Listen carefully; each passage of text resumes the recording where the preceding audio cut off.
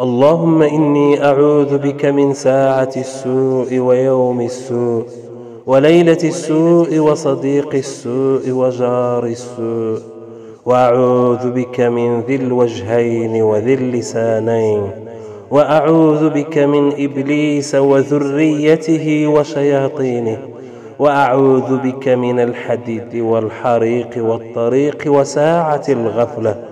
ربنا عليك توكلنا وإليك أنبنا وأنت رب العرش العظيم. اللهم إني حصنت نفسي وأهل بيتي جميعا بالحي القيوم الذي لا تأخذه سنة ولا نوم، ودفعت عني وعنهم السوء بلا حول ولا قوة إلا بالله العلي العظيم. اللهم إني أعوذ بك من بكاء يرهقني وهم يفجعني. اللهم اجبر خاطري واشرح صدري. اللهم إني أستغفرك من كل الذنوب والخطايا. رب لا تكسر لي قلبا ولا تصعب علي أمرا.